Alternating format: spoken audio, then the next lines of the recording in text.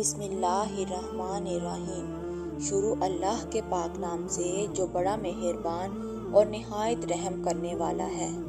Islamic reflection کے سننے والوں کو میری طرف سے السلام علیکم۔ پیارے دوستو، آج ہم جس واقعے کا ذکر کریں گے وہ ہے یہودیوں کا بندر بننا۔ جیسا کہ اسلام میں جمعہ عزت والا ہے، عیسائیوں کے لیے اتوار اور ہندوؤں کے لیے منگل، اسی طرح یہودیوں کے لیے ہفتے کا دن محترم تھا۔ مگر فرق اتنا ہے کہ اسلام میں صرف ان لوگوں پر جن پر جمعہ کی نماز فرض ہے، جمعہ کی پہلی اذان سے ختم نماز تک وہ دنیاوی کاروبار کرنا حرام ہے جو نماز میں دخل انداز ہو۔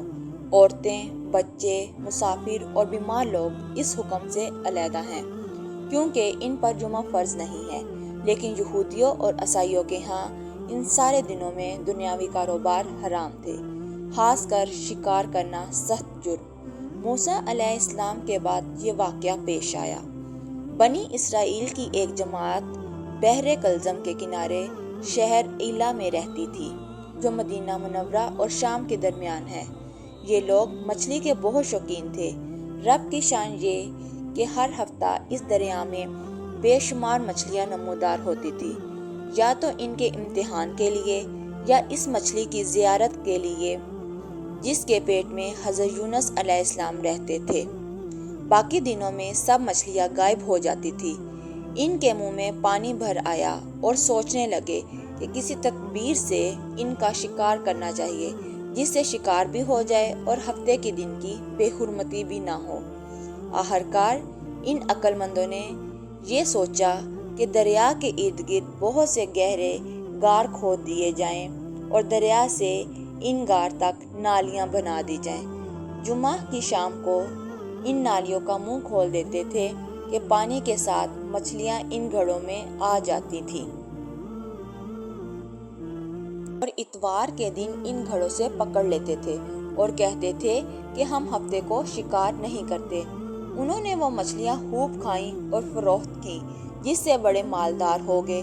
40 یا 70 سال تک ان کا یہ عمل رہا۔ یہ لوگ کل 70,000 تھے۔ ان کی 3 جماعتیں بن گئیں، ایک تو شکار کرنے والوں کی، دوسرا ان سے منع کرنے والوں کی اور تیسرا خاموش رہنے والوں کی۔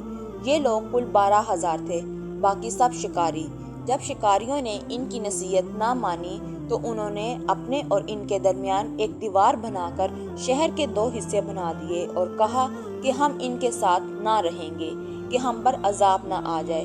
یہاں تک کہ حضرت داؤد علیہ السلام کا زمانہ آ گیا۔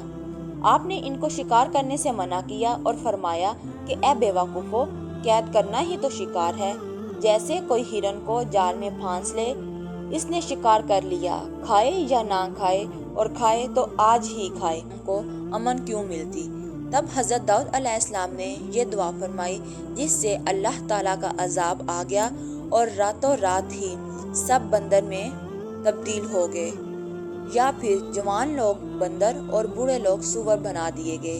ان کی عقل و ہوس تو باقی رہی مگر ان کی قوت باقی نہ رہی اور جسموں سے سخت بدبو نکلنے لگی۔ صبح کے وقت اس محلے کے لوگوں نے دیکھا کہ نہ تو اس محلے سے کوئی آدمی آتا ہے اور نہ ہی کوئی آواز، نہ کوئی دھواں وغیرہ نکلتا ہے، تو یہ دیواروں پر چڑھ کر ان کے گھروں میں داخل ہو گئے۔ وہ بندر ان کو دیکھ کر ان کی طرف دوڑے اور ان کے قدموں سے لپٹنے لگے اور ان کے کپڑے سونگھتے اور روتے تھے۔ ان لوگوں نے کہا کہ کیا ہم نے تمہیں شکار کرنے سے منع نہیں کیا تھا؟ وہ بندر سر ہلاتے اور آنسو ان کی رخساروں پر بہتے تھے۔